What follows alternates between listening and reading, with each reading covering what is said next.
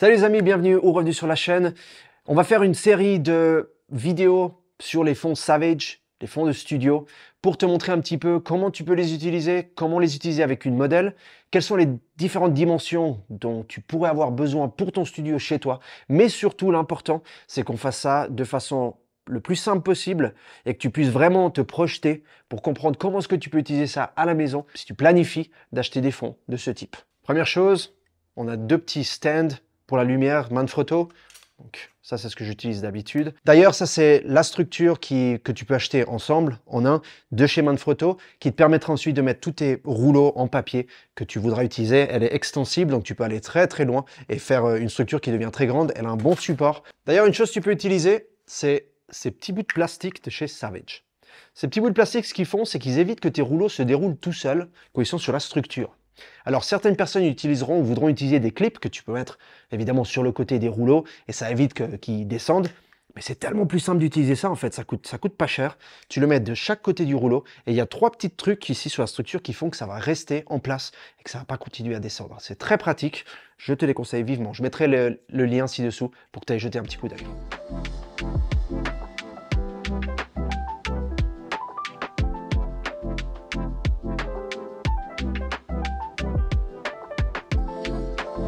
Quand on descend le rouleau, ça fait donc ce bruit.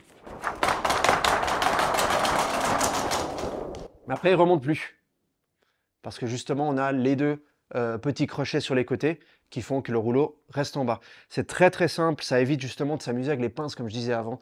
Et puis si on est seul, comme moi dans ce cas où j'ai dû monter les deux côtés seul, et ben ça permet de ne pas devoir grimper et puis essayer de le faire tenir. D'ailleurs, c'est bien de faire ça, c'est pratique, mais après, pour le remonter à chaque fois, il faut le remonter manuellement. Donc, quand on est seul, c'est pas un gros souci, surtout si tu veux pouvoir te déplacer, aller chez des clients, comme j'ai dit, ou que tu as un petit espace et que tu veux pouvoir mettre ces fonds, comme je les ai moi, sur le mur ou de côté pour pas prendre la place tout le temps, c'est très bien. Après, évidemment, quand tu as la petite chaîne pour remonter le rouleau, c'est beaucoup plus facile. Donc, c'est vraiment une question de choix. Qu'est-ce qui t'arrange le mieux et quel type de shooting tu planifies de faire et quel espace tu as à disposition. On va maintenant parler de comment positionner les flashs avec le fond. Ici, on a Shadia à côté de moi qui sera la modèle pour ce shooting et pour les vidéos qui viennent. Je te laisse aller checker son Instagram que je vais mettre ci-dessous dans la section des commentaires, ainsi que Estelle Création qui crée ces magnifiques robes. Comme ça, tu peux aller jeter un petit coup d'œil. La première softbox que j'ai mis ici, c'est celle-ci. Donc, j'ai un Godox AD100 Pro. Donc, c'est un tout petit flash. Hein, je vais te montrer, c'est vraiment, je l'appelle la canette de Coca parce que, ben, voilà, il est tout petit. Voilà. Et ce qu'on va faire, c'est qu'on va faire une rim light, donc une lumière sur le côté, qui va en fait éclairer ce côté-là le long du corps jusqu'ici. Donc le but, c'est vraiment d'avoir tout ce côté-là qui est éclairé et qui va détourner la silhouette de Shadia. De ce côté-là, on va mettre la lumière principale, la key light. On va se mettre ici. Hop, voilà. Donc l'idée avec cette lumière, c'est d'avoir la lumière principale qui va l'éclairer comme on veut. Voilà. C'est tout bon. Donc ça, c'est le setup tout simple, tout bête que je vais utiliser dans cette vidéo aujourd'hui pour te montrer comment utiliser ces fonds de papier. Une chose que je veux faire maintenant, c'est que je veux diriger la lumière droite. Je veux pas qu'elle s'éparpille partout et surtout, je veux pas qu'elle aille sur le fond.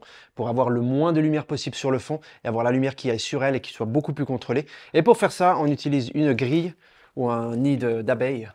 Et ce qu'on fait, c'est qu'on va le placer là. Voilà. Donc maintenant, on aura notre lumière contrôlée et on pourra mettre la lumière exactement où on veut et je te montrerai ça sur les photos. Celui-ci, Alex, ici, n'aura pas forcément besoin d'avoir une grille parce que je vais le diriger de cette façon, ce qui fait qu'il ira ici direct et il ne devrait normalement pas arriver sur le fond. On va tester et on va voir ce que ça donne.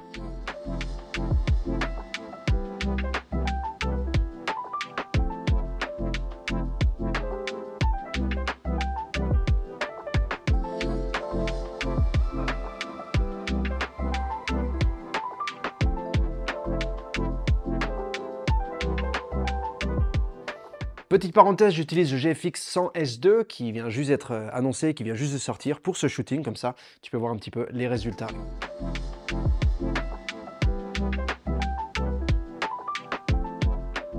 Voilà, donc tu peux voir un petit peu ce que ça donne, ce genre de setup pour ton studio, avec des fonds tout simples, tout bêtes, une structure qui peut être enlevée, que tu peux ranger, de façon à ce que ça prenne pas de place. Parce que des fois, on est dans notre salon, on n'a pas forcément la place d'avoir tout un studio, commencer à visser des trucs sur les murs. Donc ça, c'est une alternative, je dirais, qui est excellente pour les gens qui ne veulent pas installer un setup permanent.